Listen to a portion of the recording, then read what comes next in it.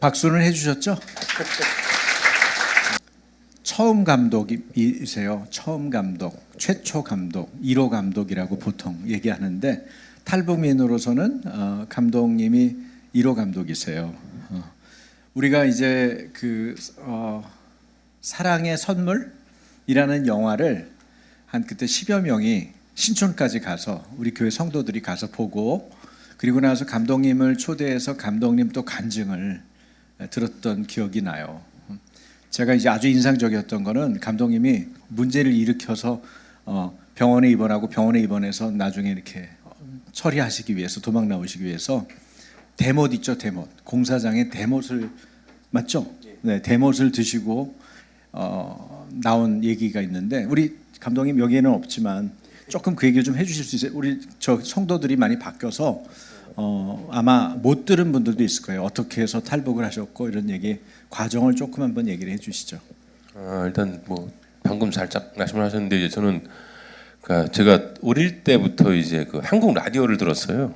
그러다 보니까 이제 머리가 많이 바뀌게 됐고 그러다가 이제 북한에서는 이제 고난의 행군이라고 그러고 이제 그런 대량 아사의 시기가 왔고요. 그래서 이제 그때 그러니까 저는 뭐 자유민주주의 이런 게 있는 건 몰랐고요. 그냥 제가 알고 있던 세상은 공산주의라는 어떤 이상향하고 그리고 이제 제가 살았던 북한이라는 땅이 전부였거든요. 그래서 어떤 진정한 공산주의 사회를 만들겠다는 뭐 그런 생각 때문에 좋게 말하면 혁명이고 이제 나쁘게 말하면 테러라고 할 수 있는 이제 뭐 북한에서 이제 98년도에 그 김일성이가 혁명역사연구실이라고 해가지고 김일성 이런 데다 이제 김일성이 사진들 뭐 어렸을 때 뭐 솔방울 타고 다니고 뭐 이렇게 뭐 수십만을 한 방에 때려 죽이고 뭐 이런 사진들 쫙 붙인 데가 있어요.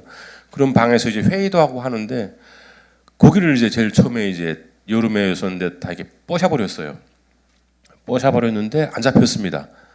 그래서 이게 내가 몽두에 사람들이 그것 때문에 엄청 술렁술렁하더라고요. 그러니까 북한에서는 쉽지 않은 일이니까요. 그래서 그때 신심이 생겨가지고 그래서 두 번째로 이제 그 김정일이 생일이 2월 16일인데 김정일이 생일을 맞으면서 이제 전국에서 모든 극장들에서 그 생일 축하하는 공연을 해요.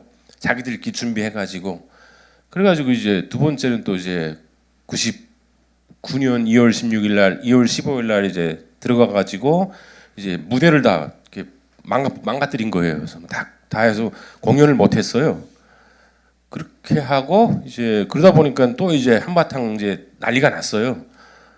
거기서 또 이제 희망을 얻고 이제 신심을 가지고 이제 99년 4월 7일인가 3월 7일인가가 이제 우리처럼 이렇게 우리도 선거를 한 걸 하잖아요. 북한에서도 선거를 하긴 해요. 근데 이제 보통 여기 김일성이 사진이 걸려 있어요. 큰 김일성이 사진이 걸려 있고 여기 이제 참관인들이 두세 명이 이렇게 서 있어요. 그러면 이제 저기서 표를 받아가지고 들어와가지고 김일성한테 인사하고 찬성 투표하고 나가서 춤추는 거예요. 근데 한국에 와서 저도 알았습니다. 그게 옆에 이렇게 무슨 조그만 탁자가 하나 있고 연필이 넣어 있거든요. 근데 그게 이제 반대하는 사람들은 거기 가서 이제 반대 체크를 해야 돼요. 근데 거기서 그 어떤 사람이 거기서 목숨 걸고 그 반대 체크를 합니까? 근데 아무튼 그렇게 그런 식으로 투표를 하는데 그 투표장을 이제 또 습격한 거예요. 그래서 근데 이제 제가 무슨 훈련받은 스파이더 아니고 저는 그냥 맨손으로 다 이렇게 하다 보니까 그래서 그렇게 돼가지고 이제 그 앞에 두 곳은 이제 조용히 잠잠해졌는데 이거는 이제 투표소는 국가적인 일 아닙니까? 근데 이게 우리나라 와서 심리학을 배우니까 그런 게 있더라고요. 그러니까 그 사람이 이렇게 자기가 나쁜 짓을 뭐 어떤 일을 했으면은 그 결과를 굉장히 보고 싶어 한대요. 그래서 방화범들이 이제 불난 곳에 꼭 간대요. 저도 진짜로 궁금하더라고요. 그래서 지나가는 차 우선 봤는데 이게 뭐 차가 진짜 한 수십 대 수백 대가 와 있는 것 같더라고요. 국가보위부 차들이. 그래서 이제 잡혔죠. 잡혀가지고 이제 부모님이 좀 힘이 있어가지고 처음에는 이제 그냥 강도 도둑질로 이렇게 해가지고 한 10년 먹고 간다고 했는데 이 수사하는 과정에서 그 김일성이 사진 앞에 천들을 다 끊어버렸지 않습니까? 그러니까 그 옆에 가게 되면 그보다 훨씬 더 비싼 것도 많은데 얘가 왜 이걸 끊었지? 하고서 하다 보니까 이제 제 과거 이력들이 나오기 시작한 거예요. 그러면서 이제 4월 27일 날 공개 처형 받았고 어떤 사람이 들어와가지고 이제 너 이렇게 처형일자 확정됐다. 그래서 이제 그러니까 죽던가 아니면 이제 뭐 그러니까 이제 처형일자가 확정이 되게 되면은 정말 무시무시하게 때리거든요. 그다음부터 어차피 얼굴 빼고는 나머지는 다 병신돼도 상관없습니다. 그러니까 그러다 보니까 그래서 이제 그 대못을 먹고 이제 이 대못을 먹게 되면 이게 창자에 박혀요. 가다가 그러면 이제 창자가 썩기 시작하거든요. 그래서 이제 한 3시간쯤 되니까 막 열이 나기 시작하더라고요. 열 나고 그다음에 이제 몇 시간인지 시간은 기억이 안 나는데 이게 교대 한 번 하는 게 경찰들 한 번 교대하는 게 한 2시간 반에서 3시간 정도 걸리거든요. 그래서 그걸로 저희는 시간을 알아봤었는데 그래서 이제 멋이 쏟기 시작하면서 조금 있다가 그냥 이제 그 경찰이 와가지고 이제 야 김균이 나와 해서 딱 일어서던 것까지는 기억이 나는데 이제 그다음에 기절했고 뭐 예 아무튼 그렇게 해가지고 이제 거기서 수술을 받고 근데 이제 다행인 거는 우리나라처럼 이렇게 기술력이 뛰어나거나 뭐 교도소 내부에 이렇게 응급 처치를 할 것이 있으면 별 문제인데 북한은 이제 구류장에는 이제 그런 응급실이 없다 보니까 이게 사회병원으로 일반 병원으로 나가야 되거든요. 그래서 이제 나갔는데 나갔다가 이제 거기서 그러니까 4월 16일까지가 이제 김일성이 생일 맞이해가지고 이제 특별 감찰 주간이고 특별 경비 주간이고 4월 16일 날 저녁 12시가 딱 되게 되면 그게 끊겨요. 근데 경찰들도 이제 그 며칠 동안은 술을 못 마시거든요. 그러니까 얼마나 술이 고박했습니까? 그러니까 그 사이에 이제 4월 17일 날 됐을 때 이제 얘들이 술을 마시러 간 거예요. 그래서 이제 저는 그 기회를 이용해 가지고 이제 거기서부터 해령까지 이제 걸어가지고 근데 참 희한한 게 제가 한국에 와서 들었거든요. 전 북한에서는 몰랐는데 우리나라에서 이렇게 수술을 하게 되면은 정말로 우리나라 수술장은 정말로 완벽하잖아요. 깨끗하고 무균 뭐 이런 건데 그런 곳에서 수술을 해도 10만 명에 한 명꼴로 염증이 안 온답니다. 그 나머지는 다 염증 온답니다. 그래갖고 다 염증 주사를 맞고 하는데 저는 제가 제 배에서 창자 꺼내는 걸 다 봤거든요. 그냥 엉덩이에다가 무슨 주사도 대놓더니 그냥 누워 거기서 누우니까 근데 굉장히 열악한 상황인데도 하나님이 필요하셨는지 염증이 안 왔습니다. 그러니까 전 염증이 안 오고 두만강까지 그러니까 무슨 뭐 이게 소독을 하면서 온 것도 아니고 그냥 이렇게 걸어서 왔거든요. 근데 두만강에 딱 도착하니까 거의 다 아물었더라고요. 상처가. 거의 자연 치유. 예, 정말 하나님의 치유가 예. 있었네. 예. 너무 참 혹시 예. 그때 하나님을 믿은 상황은 아니셨죠? 아닙니다. 그때는 네. 그냥 이제 한국 근데 라디오를 왜 듣다 그렇게 보니까 그 김정일이죠 그때는요. 김정일 정권에 대해서 막 그렇게 싸울 생각을 하셨어요? 그러니까 이제 이게 아까도 말씀드렸지만 13살 때부터 제가 이제 한국 라디오를 듣다 보니까요. 그러니까 뭔가 잘못된 게 분명히 그러니까 머릿속에는 이해가 되는데 이게 해결할 방법이 아무것도 없는 상황이었고 그러면서 이제 고난의 행군이라는 게 들어갔고 이제 제가 좀 이렇게 정신적으로 이제 그쪽으로 말하면 이제 정신적으로 문제가 생긴 거죠. 그러니까 부모님이 저를 굉장히 빨리 결혼을 시키셨어요. 결혼을 시키셔가지고 애가 있었는데 애가 그때 당시 굶어 죽은 거죠, 그냥. 근데 이제 더 중요한 거는 제가 그때 이제 기동예술 선전대라고 해가지고 이제 당을 잠깐 칭송하는 그런 그 거기서 작가랑 배우로 활동하고 있었거든요. 근데 애가 죽었는데 당비서가 와서 뭐라 그러냐면은 그러니까 내일 모레가 이제 그 김일성이 생일이었던 거예요. 그러니까 네가 그 슬픔을 이겨내고 당을 찬성하는 노래를 부르게 되면은 너의 충성심이 이렇게 인정이 된다는 거예요. 그때 이제 빡이 가가지고, 그러니까 완전히 맛이 가가지고 이거 뭐 이딴 나라가 다 있어 하고서 이제 그 다음부터 이제 혁명을 생각했고 이제 그 다음에 이제 그런 일들을 예 어쩌면은 지난번에는 그 얘기는 못 들은 거 예, 같아요. 그때는 안 하셨죠. 그때 그 젊은 나이에 결혼하셔서 사실 아이가 있었는데 아사로 죽은 거죠. 예. 네. 그때는 제 가족 형편이 있어가지고 그렇죠. 굶어서 죽은 그런 아주 잔혹한 시간이 있었고 그것 때문에 이제 김정일 정권에 대해서 대항하는 일을 하시다가 집안이 좋은 그 가정에 있음에도 불구하고 결국은 이렇게 사형 언도를 받고 또 병원에서 대목까지 먹어서 탈북 과정으로 가고 아주 만만치 않은 시간들을 보내셨는데요. 저는 궁금한 게 어떻게 해서 그러고 나서 한국에 이제 오신 다음에 사실 중간 얘기도 많이 듣고 싶은 얘기가 많지만 지금 시간이 없기 때문에요. 영화를 계속 하셨잖아요.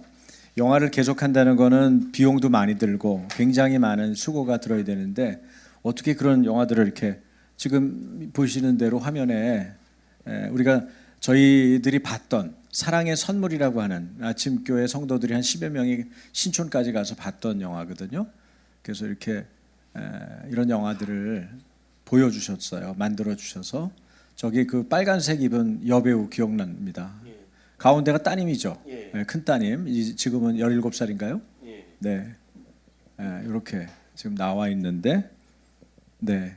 좀 말씀을 주시죠. 어떻게 해서 영화를 계속 하시게 됐는지 그 어려움 속에서. 그러니까 이제 그 단순하게 예를 들어서 말씀을 드리면요. 그러니까 제가 그러니까 처음에 한국에 와서 솔직히 말하면 처음에 한국에 와서는 이제 배우가 되고 싶었어요. 사실은 저는 북한에서 배우가 꿈이었어가지고 그러다가 이제 그때는 사투리가 좀 심했었어요. 그래서 이제 그 설경구 선배랑 해갖고 이제 몇 명이 이제 이렇게 자문을 구하는데 너 뭐 사투리를 거쳐라. 근데 그때 당시에는 자존심이 좀 세가지고 내가 왜 사투리를 거치냐. 지금 1년에 만들어지는 북한 영화가 5편이 넘는데 거기만 출연해도 내가 지금 먹고 사는 지장 없을 것 같다라는 굉장히 호황된 자신감에 그래가지고 어떤 저희가 이제 한양대학교는 이제 1학년, 2학년 때는 그냥 다 같이 배워주는데 3학년에 들어가게 되면 이제 전공을 선택해야 됩니다. 그러니까 감독으로 갈지 배우로 갈지를 이제 결정을 해야 되는데 그때 이제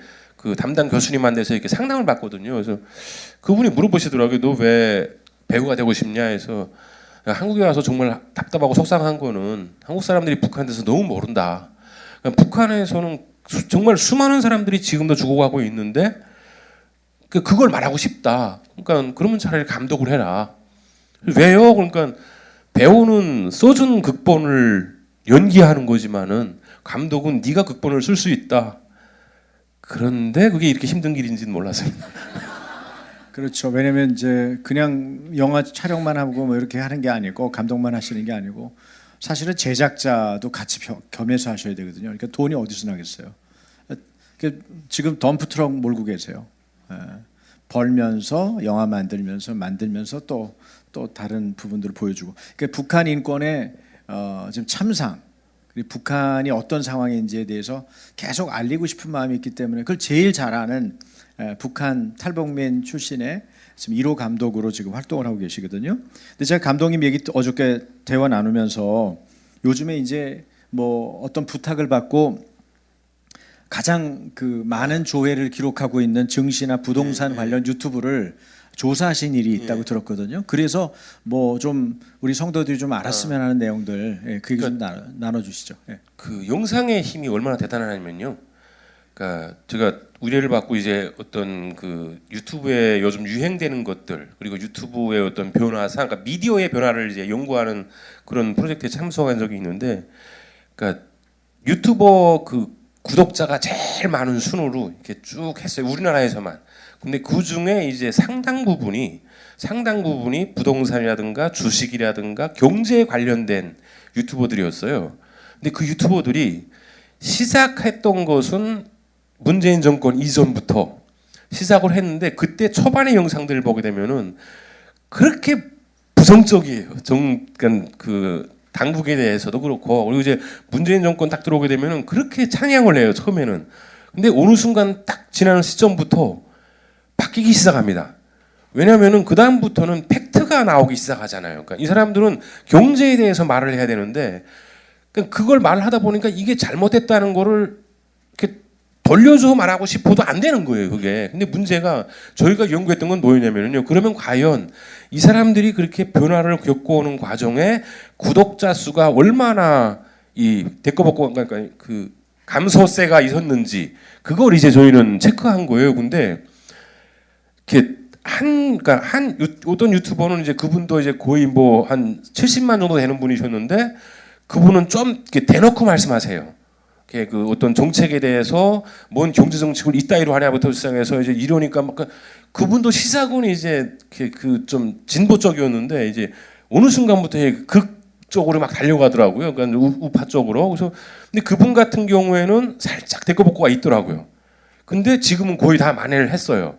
근데 다른 그러니까 유튜버들인데 말을 이렇게 직접적으로 하지 않고 이렇게 간접적으로 욕하는 거 있잖아요. 그러니까 아니 왜 이런 식으로 경제를 하냐? 이런 식으로 하게 되면 이 결과가 어떻게 나올 거고 이 결과가 나오게 되면 대한민국 경제가 어떻게 흘러갈 건데, 그러니까 이런 식으로 이제 팩트 중심으로 하는 유튜버들은 거의 변화가 없더라고요. 그리고 더 중요한 거는 그 150만 유튜버의 그 보는 사람의 60%가 30대 이하예요. 그래서 그걸 보면서 저희가 생각했던 게 이게 영상의 힘이라는 게 정말 엄청나구나. 그리고 두 번째가 제가 저 사랑의 선물 찍고 그 전에 겨울나비 찍을 때 제일 힘들었던 게요. 배우 뽑는 거하고 스텝 모집하는 거였어요. 그러니까 물론 일반인들은 일반적으로 하고 싶다는 분들은 많은데 그 영화라는 거는 뭐 한두 푼 들어가는 게 아니고 저거 못해도 다 3, 4억의 돈이 들어가기 때문에 그러니까 스텝들도 저도 양질의 스텝들을 쓰고 싶은데 그게 진짜 힘들었거든요. 왜냐면 북한 인권 영화를 찍는다고 했을 때 낙인이 찍혀요.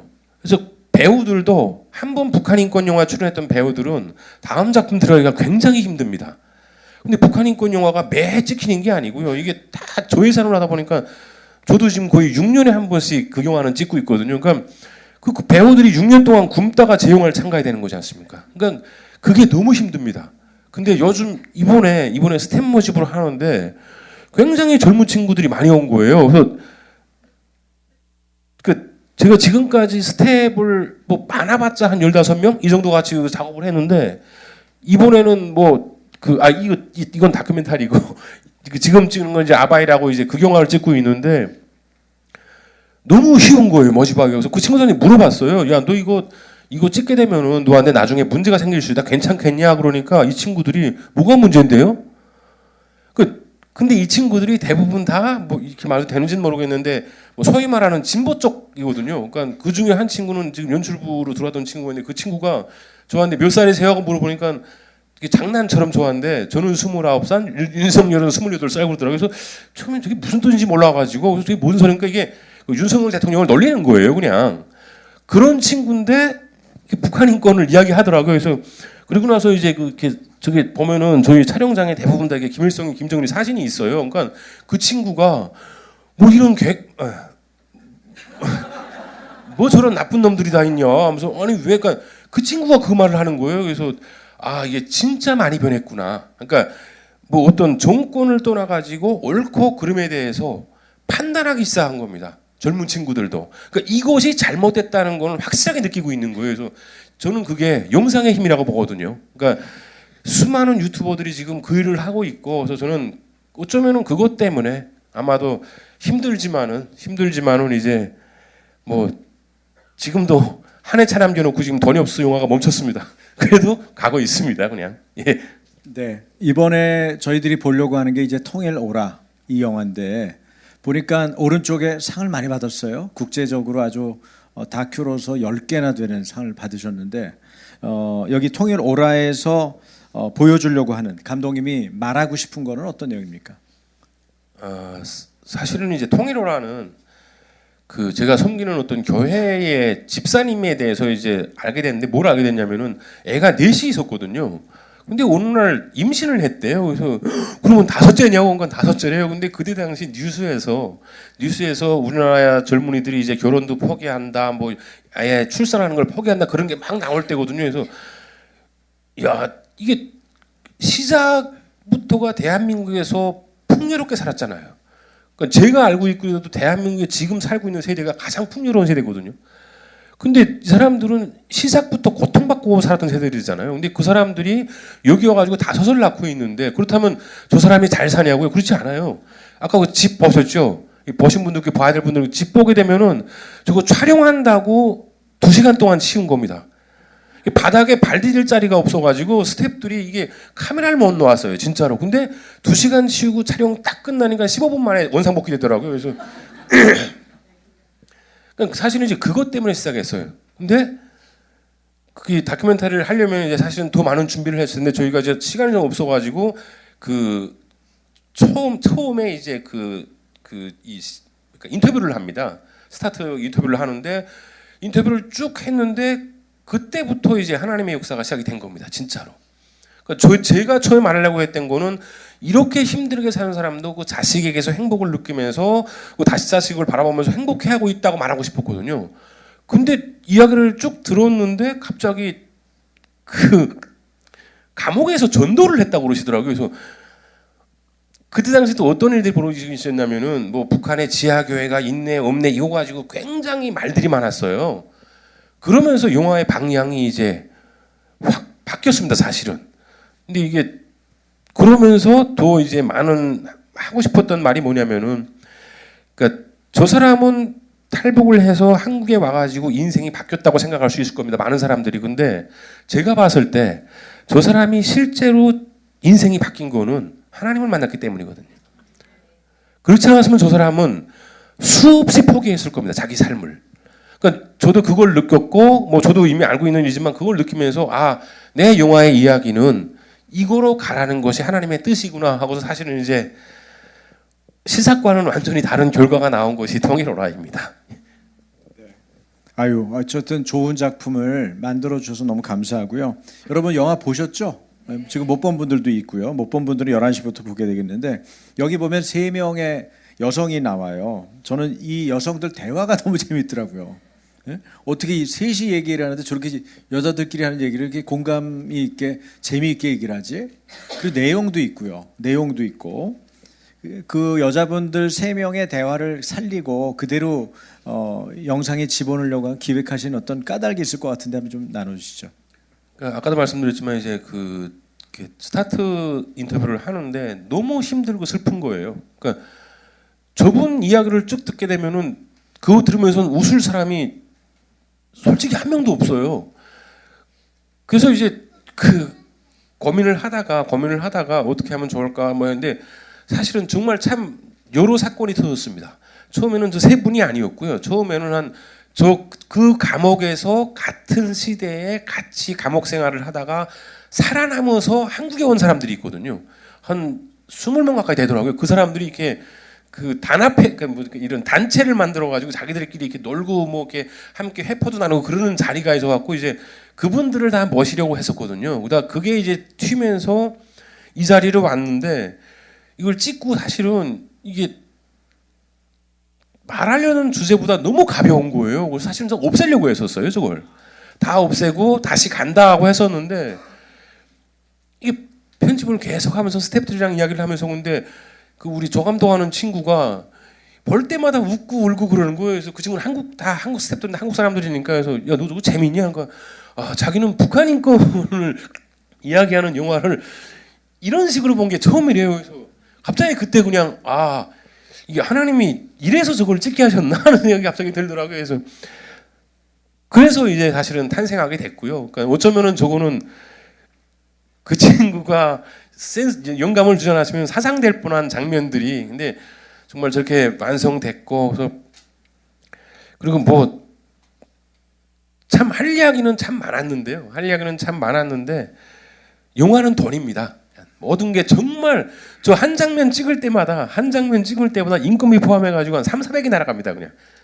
그러니까 그러다 보니까 이제 참 아쉬웠지만은 저 장면이 이제 어쩌면은 저희 영화를 살린 게 됐습니다.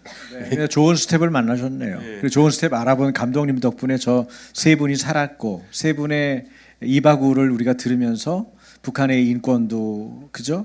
이분들의 일상도 그리고 삶의 중요한 인생의 가치도 얘기를 할 수 있는 그런 기회가 된 것 같습니다.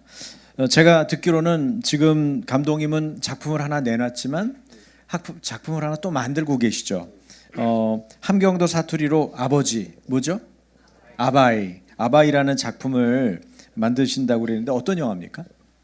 이제 그건 이제 지금 저번에도 상영한 적이 있는 사랑의 선물이라는 그런 그 전 작품이 이제 겨울나비라는 작품이거든요. 그래서 한 5개 정도의 그 제가 북한에서 실제로 봤거나 아니면 실제로 들었던 이제 스토리들을 이제 영화화하는 그런 작업 중에 3번째 이야기고요. 그러니까 뭐 북한에서 그냥 이제 한국에서 태어나가지고 이제 전쟁 때 우영군으로 이렇게 끌려갔더라고요. 끌려가서 이제 북한에서 살았던 어떤 그냥 크리스찬이지만은 이제 그냥 조용히 그냥 스스로 하나님이 이것 또한 하나님의 뜻이라고 생각하고 살아가는 그런 어떤 한 남자가 이제 그 남자는 그 땅에서도 최선을 다해 살았습니다. 그냥 살았고 그러다 보니까 이제 그 나라에서도 뭐 이렇게 그렇게 뭐 핍박보다는 그냥 평범하게 살고 있었던 그런 남자였는데 이제 그 어떤 한 가지 사건으로 인해 가지고 순식간에 어쩌면은 이제 죽음으로 향하게 되는 그런 이야기를 다룬 영화이고요. 뭐 이게 스포일러가 있어가지고 마지막까지 말씀 못 드릴 것 같습니다. 스포일러가 있어가지고 엔딩이 있어가지고 네, 네. 예. 그렇죠. 다 밝히면 안 되죠. 그리고 다 궁금한 게 다 사라져 버리니까 가서 안 볼 거고요. 예. 우리 감독님 그런 이야기입니다. 네, 그 하시고 싶은 얘기 있으면 이제 시간을 드릴 테니까 또 앞으로 계획이나 아니면 지금 우리 아침교회 오셔서 느끼신 점이나 뭐 편하신 대로 얘기를 나누시죠. 저는 저도 많은 교회들을 다니는데요. 우리 아침교회 왔을 때 제일 좋은 게요. 목사님 그 목양실에 들어가게 되면은 부담스럽지 않다는 게 제일 좋습니다. 대부분 교회 가게 되면은 이게 너무 의리의리해가지고 이게 한 구석에 앉아 있으면 뭔가 전화는 부담스러운데 목사님 방은 들어가도 이렇게 부담스럽지 않아가지고 그게 너무 좋은 거 같아요. 감독님 방 같으시죠? 예. 죄송합니다. 너무 지저분해서.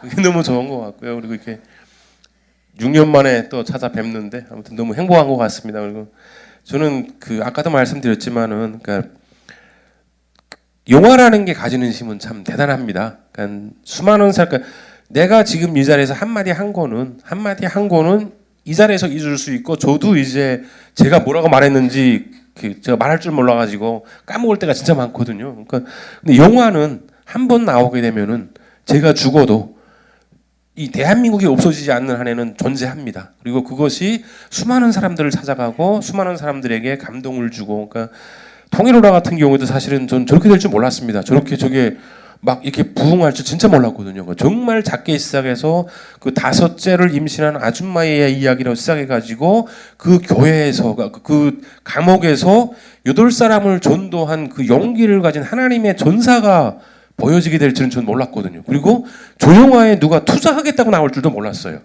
그러니까 전 정말 저 영화를 그냥 조용히 저 혼자 카메라 들고 찍으려고 했었는데 이게 갑자기 어느 날 이렇게 투자자가 나타났고 그 사람들이 투자를 했고 자기네도 듣고 싶고 보고 싶은 이야기다라고 해서 그러니까 이걸 개봉할 줄 이게 극장에서 상영할 줄도 몰랐어요. 그냥 이렇게 교회들 찾아다니면서 혹은 이제 인터넷으로 오픈해가지고 이제 많은 사람들이 보게 한다는 게 원래 목적이었어요. 왜냐면 요즘은 극장도 힘들어가지고 몇 천만 원을 내야지 상영이 가능합니다. 근데 서울시에서 가져가더니 바로 극장에서 상영할 수 있게 이렇게 돈을 줬어요. 그래서 지금 극장 상영이 되고 있는 겁니다. 그러니까 참 너무나 많은 기적을 체험을 했고, 근데 이제 그게 하지 않으면 안 되는 거 아닙니까? 그래서 참 많은 분들의 기도가 필요하고 또 이제 다음 작품도 아바이도 꼭 여기 와서 상영할 수 있게 많은 기도 부탁드리겠습니다. 제가 이제 영화 만드시는 분이라 얘기를 좀 드리면 원래 영화를 만드는 감독님들은요 이런 데서 상영하는 걸 원하지 않아요.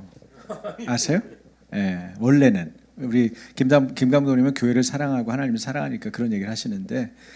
생각해 보세요. 굉장히 좋은 필름으로 화면으로 탁 만들고 음성도 이 소리도 굉장히 중요하잖아요. 그 영상만큼 중요한 게 소리인데 그거를 다 커버해 주려면은 그게 됩니까? 이게 교회는 또 교회 연설이나 설교에 맞게 예배에 맞게 지금 시스템이 돼 있는데 그런 영상과 그런 음성을 들을 수가 없거든요. 소리를. 그래서 극장에서 하는 게 제일 좋고요. 그래서 극장에 저희는 시사회를 갔어요. 박 목사님하고 저하고 가서 둘이 돌아오면서 이 영화 우리 성도들이 같이 보면 좋겠다. 그 생각을 동시에 한 거예요. 그래서 어떻게 해야 되지? 감독님한테 전화해서 일정을 잡고 상의를 드려서 이제 그 일을 추진한 거고 우리 성도님들이 저희들이 하는 거에 대해서 신뢰하고 잘 따라와 주니까 이런 일을 할 수가 있는 거거든요. 여러분들이 영화 한 편을 통해서 하나님의 복음을 듣고 8명이나 감옥에서 심지어 감옥살이 하는 중에도 탈북이 어떻게 될지도 모르는 한 여성이 복음을 전하는 얘기를 듣는다는 거 이게 얼마나 특별한 얘기입니까? 그죠? 그래서 내가 갖고 있는 신앙이 내가 살고 있는 이 땅이 어떤 땅이고 내가 갖고 있는 신앙이 어떤 것인지를 좀 확인해 볼 수 있는 좋은 기회라고 생각이 됩니다. 이 얘기를 들어보셔서 아시겠지만 김규민 감독은 보통 분이 아닌 거예요. 원래부터 북한에 있어도 보통 분이 아니고 오셔서도 보통 분이 아니고 그리고 웬만한 뚝심으로는 이 정도 어려움 속에서 감독을 할 수가 없어요. 영화를 만들어낼 수가 없어요. 근데 이걸 끝까지 제가 지탱하고 있는 힘이 어디로부터 나오는 것인가. 지금 개인적으로도 어려운 일이 있으셔서 굉장히 힘든 시기를 보내셨는데 그러면서 하나님을 더 진하게 만나고 그리고 요새 영화 때문에 뭐 아침 점심을 굶으신대요. 금식을. 그래서 제가 주일날은 금식 깨는 거다. 원래 작은 부활 주일인데 주일이 금식을 하셔도 오늘은 토스트를 꼭 드셔야 된다. 엄청 맛있는 토스트다. 이래가지고 이제 오늘 저하고 토스트를 점심을 드시겠지만은 금식하면서 영화 만드는 분 봤어요? 여러분 기도해 주세요. 좋은 영화를 통해서 북한 인권이 왜 이렇게 가려져 있는지 모르겠어요. 도대체 대한민국이 왜 이렇게 거짓말을 하고 속이고 앞에는 안 얘기하고 뭐 반일만 얘기하고 북한에 대한 그 어려움들, 북한 인권에 대해서 말을 안 하고 그리고 별로 신경 안 쓰고 그 남의 일처럼 여기고 왜 그렇게 됐나 모르겠어요. 여러분 이런 것에 대한 변화가 10월 27일 날 일어나기 바랍니다. 네. 그래서 우리가 계속 기도해 드리시면 좋을 것 같고 우리 영화를 봐야 되기 때문에 제가 기도하고 마치겠습니다. 하나님 아버지 우리 김규민 감독님을 사랑하셔서 지금까지 써주시고 많은 어려움 속에서도 뚫고 돌파할 수 있는 은혜를 주신 것을 감사합니다. 그러나 아버지의 은혜가 더 필요합니다. 필요한 재정도 공급해 주시고 좋은 사람들도 붙여주시고 후원자들도 연결시켜 주시고 하나님 만든 영화가 북한 인권 무엇보다 하나님의 복음을 전하는 일에 잘 쓰임받게 해주십시오. 감독님을 보호해 주십시오. 악으로부터 지켜주시고 질병으로부터 지켜주시고 가난을 면하게 해주시고 좋은 영화를 통해서 오히려 부유한 삶을 많은 이들과 나누는 하나님 출중한 감독이 되게 하여 주옵소서. 많은 교회들 또 많은 크리스찬들이 보고 듣고 느끼고 하나님 자유통일 복음 통일을 위해서 준비하는 귀한 밑거름이 되게 하여 주옵소서. 오늘도 신음하며 굶주리고 많은 고통 가운데 있는 북한의 동포들을 기억해 주시고 하나님 10월 27일 온 교회가 회개할 때 이러한 은혜도 함께 쏟아져 임하게 하여 주옵소서. 축복하오며 예수님 이름으로 기도합니다. 아멘. 네, 우리 11시부터 보기로 했기 때문에 먼저 보신 분들은 자연스럽게 일어나시고 네, 우리 그다음 볼 분들은 자리